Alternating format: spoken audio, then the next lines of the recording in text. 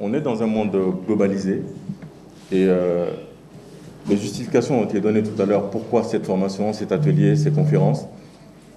Au-delà de ça également, imaginez que aux États-Unis, un média américain, russe, chinois publie des articles, des images générées par l'IA. Si en Guinée, on ne forme pas nos professionnels des médias sur ces thématiques-là, la population sur ces thématiques-là, on subit l'IA. On subit la désinformation et justement les risques dont on parlait tout à l'heure. Donc ça aussi, c'est une justification, vraiment, même si on ne voit peut-être pas les conséquences dans l'immédiat, mais c'est des choses qui viendront forcément, donc autant d'anticiper avec ce type d'initiative ici aujourd'hui.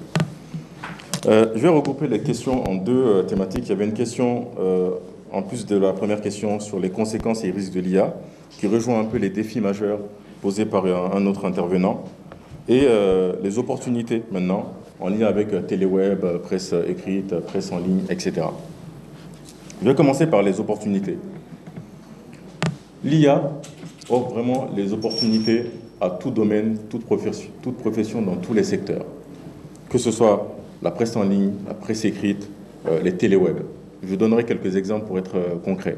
On le verra plus en détail lors des ateliers de formation. Si on prend la presse écrite, si je demandais parmi vous, professionnels de médias, combien de temps il vous faut pour rédiger un article en intégralité et la publier? Combien de temps il faudrait? Quelqu'un a une réponse? Combien de temps il vous faut pour rédiger un article en intégralité et la publier? Un article de qualité. Je n'en sais rien, 2 heures, une journée. Donc voilà, et quand on prend en compte ça, peut-être on peut aller à 2 heures, 3 heures peut-être au final. Avec l'intelligence artificielle, selon notre niveau de formation, notre niveau d'aisance, ça peut être réduit à 3 minutes, à 5 minutes, à 15 minutes, à 30 minutes. Mais en 3 minutes, on peut le faire, ou en 2 minutes, on peut le faire. Donc on a un gain de temps multiplié par 10 en utilisant l'IA. Ça, c'est une opportunité. Donc la productivité.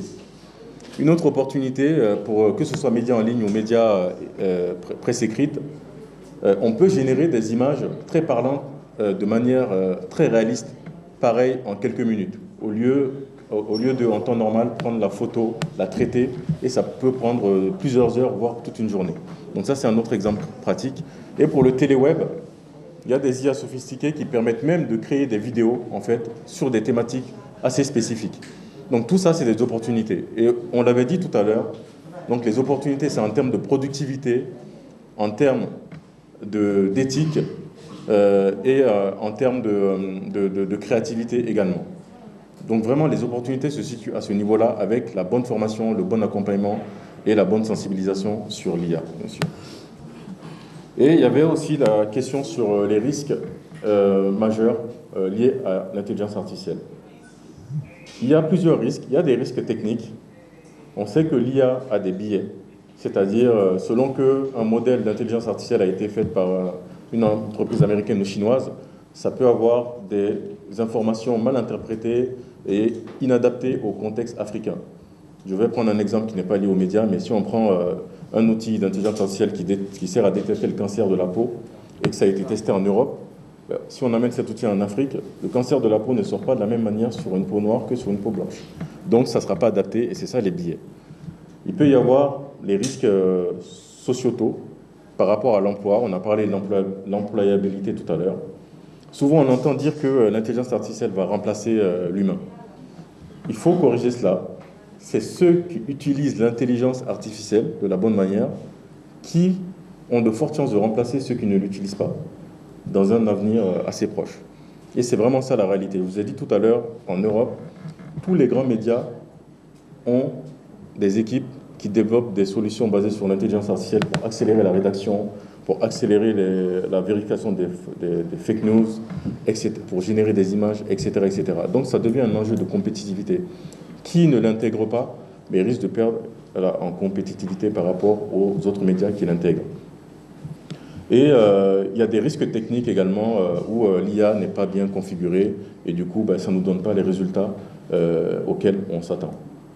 Donc ce sont ces risques de manière assez synthétique que je citerai. Il y en a plein d'autres qu'on aura l'occasion de développer lors de l'atelier. Mais Il y a des risques à ces différents niveaux, même un risque environnemental parce qu'actuellement on dit que ça consomme beaucoup d'énergie, mais il y a des solutions justement qui vont être créées pour réduire cet impact également. Donc il me semble avoir fait le tour globalement. Et il y avait une question sur est-ce que on voulait favoriser le téléweb vis-à-vis d'autres médias? Clairement pas. Là, comme on l'a dit, dans l'atelier, il y aura la presse en ligne, la presse écrite, et dans cela, les personnes impliquées dans le téléweb. Et la formation qu'on va dispenser, ça sera vraiment applicable et transverse à tout type de médias. Et même d'autres types d'organisations, en fait. Mais ça sera vraiment transverse à tout type de médias.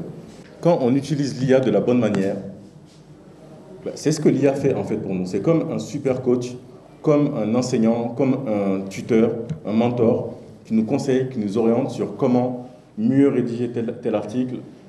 Voilà tel article, comment ça pourrait être mieux présenté pour tel public. Et donc, en répétant ce processus, on adopte aussi les bonnes pratiques. Et c'est pour ça que la sensibilisation et la formation, elle est primordiale. Si on donne un outil IA à un jeune journaliste, à un étudiant ou même à un journaliste expérimenté, sans un minimum de formation, sans un minimum de sensibilisation, ça ne sera pas bien utilisé et donc il y a ce risque dont vous parlez. Mais quand il y a la formation et la sensibilisation, pour moi, il n'y a pas un meilleur moyen d'apprendre par la pratique que d'utiliser l'intelligence artificielle. Et ça se vérifie vraiment dans notre cabinet et dans d'autres organisations qu'on accompagne. Et il y a même des articles publiés sur cela dans d'autres pays, justement sur l'impact de l'IA dans l'enseignement et dans certains métiers professionnels.